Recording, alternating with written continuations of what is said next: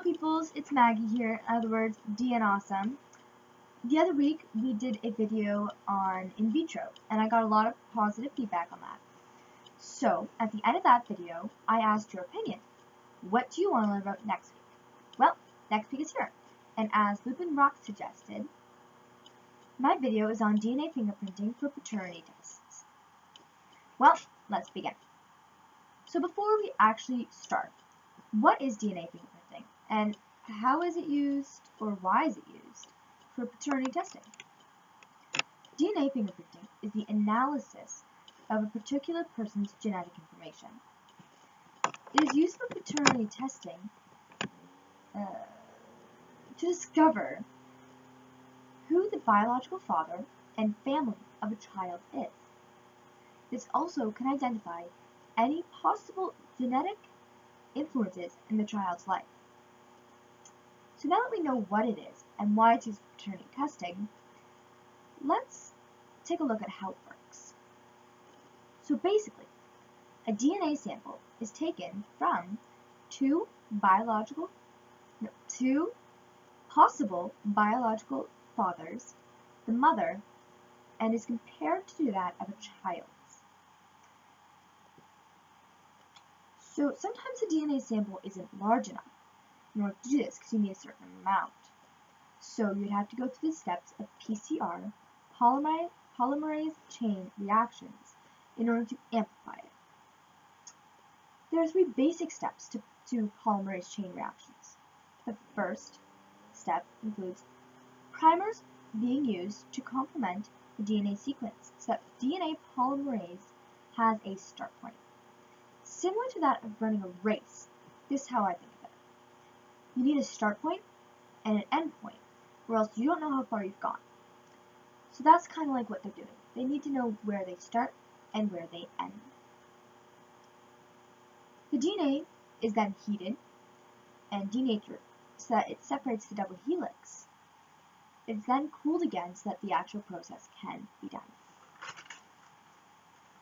Okay, so the second step of PCR is that primers will form base pairs with two single-stranded templates.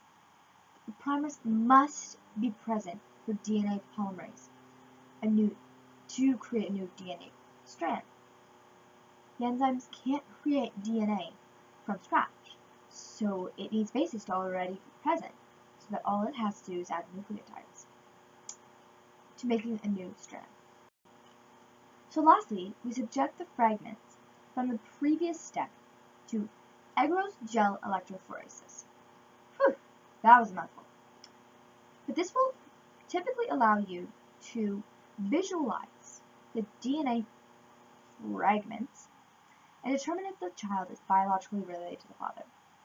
Does that make sense to you? I think of this like a game. If you have two possible traits and you have to compare it to another person, you can make a check with which one shares this trait.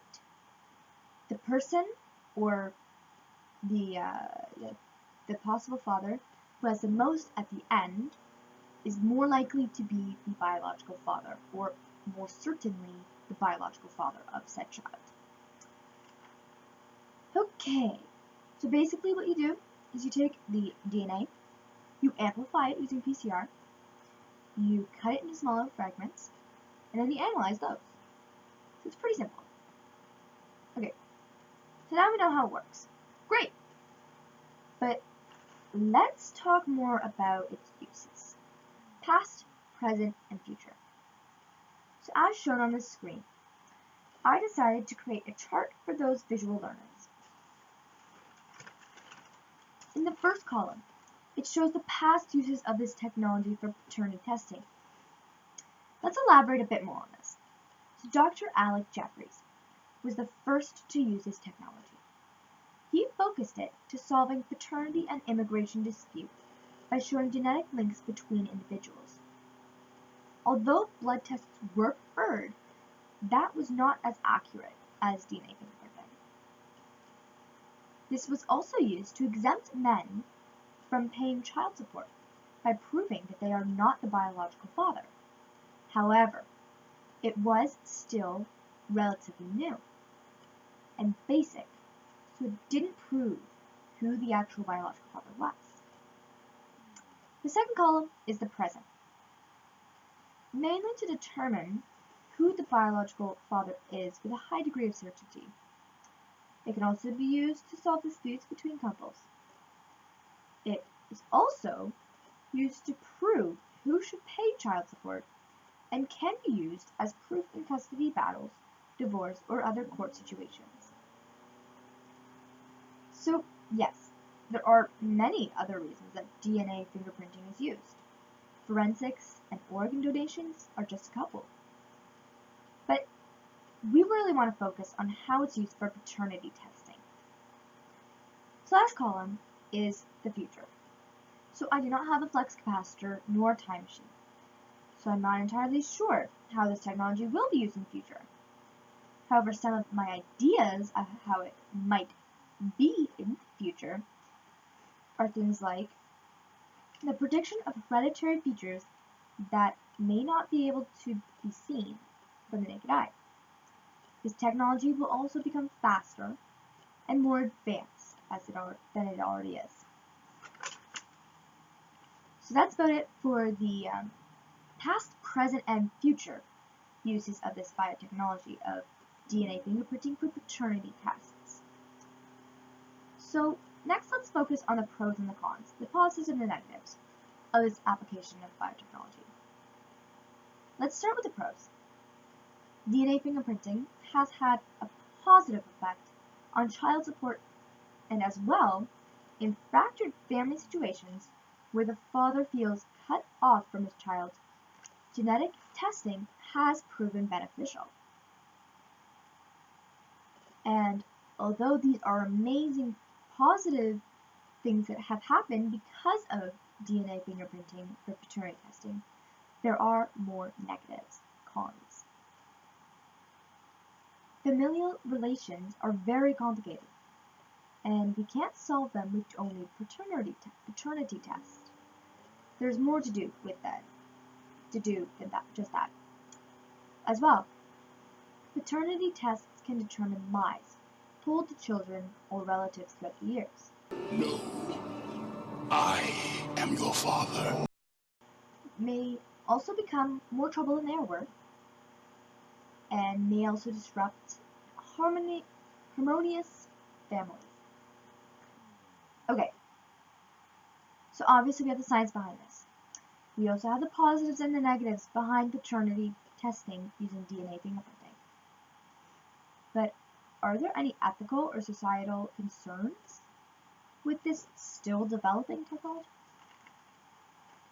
Generally, this is an ethical procedure or technology because it's just the gain of personal knowledge.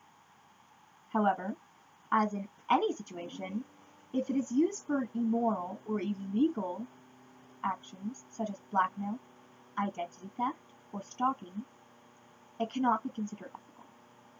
But that is one in a few. That isn't for everything. Okay, so that's the ethics. Next, let's talk more about society's view. So society's view on DNA fingerprinting for paternity tests. A lot of people believe that official tests need to be in place so that child support is paid by the proper biological father, not someone who we suspect to be the biological father. As well, they also believe that unofficial tests are giving personal information to men who should not receive it. However, and another thing that we also have to keep in mind with paternity tests using DNA fingerprinting is it can be detrimental to families and can break them up as well. So, but with all that negative, but there's also a bit of positive. So I was recently asked, what is your personal stance on this, on the use of this application, and do you agree or disagree with it? Well, here's my response. My personal opinion is that yes, this biotechnology should be in use for paternity testing, because it is just the gaining of personal knowledge. What's wrong with that? However, with some rules that should be in place. Only certain people should be able to issue for a paternity test. If they are the legal parents, if they are the caregivers, or if they are a child who is above 18 years old. Those are the only exceptions. If it is a person who believes that they are the biological parent, biological father of an individual, they should not be able to issue for a paternity test, because that could be considered as stalking. So, that's basically it. However, another little point of view mine is that these tests cannot be unofficial. This meaning that it has to be consensual and either use an at-home kit, a cheek swab, or a supervised test at a doctor's office. This basically means that you cannot go and take DNA from another person's toothbrush or something like that, because that is not consensual. That is also considered as stalking. That is inappropriate, and that is illegal. Okay, so that is it for this week. Please comment below and tell me what I should do for next week's presentation. As well, I know Ms. Chimura is watching this because this is actually a presentation for school, so please mark very well. Thanks, Ms.